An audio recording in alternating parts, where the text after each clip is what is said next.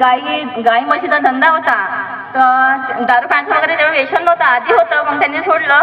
सगळं चांगलं चाललं होतं, पण त्यांच्याकडची म्हशी गाई वगैरे मरत होत्या. म्हणून त्यांनी आता 12 वर्षाचा त्याग जेव्हा आला तेव्हा त्यांनी मार्ग पाहिला. तेव्हा माझे सुद्धा कार्य सुरू होते. तर माझ्या भावाने मला फोन केला आणि चिडचिड खूप करत होता. तर मला म्हणे, ताई तू येऊ शकतेस का, म्हणे मला मार्ग पाहायचा आहे. तर मी म्हटलं, मी काय माझा त्याग सुरू आहे तर मी काय येत नाही. म्हणलं, आपल्या घराजवळ सेवक आहे, त्यांना ठेवून तुमच्या जे जवळपास जे मार्गदर्शक असं म्हटलं त्यांच्याकडे तुम्ही चालले जावा म्हणलं. मग ते लोक सगळे त्यांनी एक विचार केला आणि मार्गदर्शकाकडे गेले. त्यांनी मार्ग घेतला, त्यापासून सगळं सुखी समाधानी होतं. पण आता 1 महिन्याच्या आधी त्यांच्या घराबाजूला चर्चा बैठक होती आणि माझा भाऊ टेक्निशियन मेकॅनिकल आहे मातृ सुजुलेखामध्ये. तो दिवसभर म्हणजे 8 वाजता ते 6-7 वाजता घरी येते. त्यांच्या घरा साईडच्या एका माझ्या आईच्या घरा साईडच्या घरी चर्चा बैठक होती. तो आपल्या ड्युटीवरून आला, हातपाय धुतले, विनंती प्रार्थना केली आणि माझे बाबा चर्चा बैठकीला गेले. माझी आई संपर्क वाटते. माझ्या आईनं म्हटलं का बापू इथं चर्चा बैठक आहे, तर चर्चा बैठक मध्ये मी बी संपर्क करतो, मी येतो बा, तोपर्यंत तू जा, असं माझ्या आईनं माझ्या भावाला म्हटलं.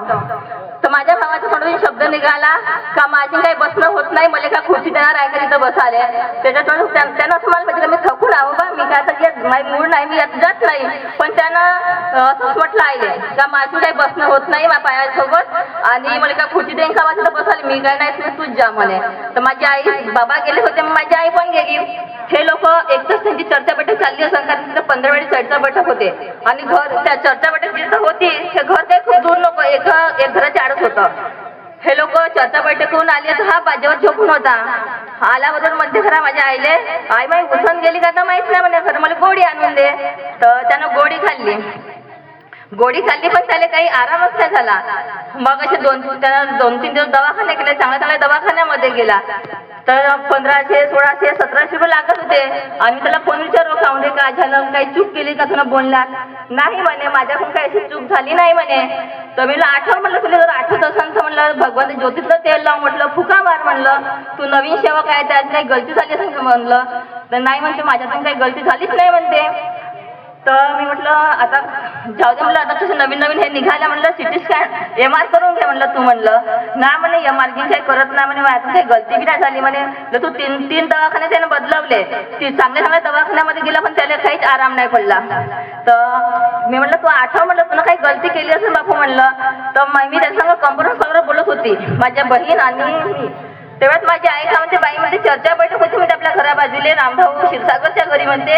तर याला असं म्हणलं म्हणते का चाल चर्चा बैठक आहे, बाबा गेले तू बी चाल. तर यानं म्हटलं म्हणते का बा मा पायाची काही बसणं होत नाही ना, मला का खुर्ची देईन का बा तिथं बसवाले, मा पायाची नाही बसणं होतं.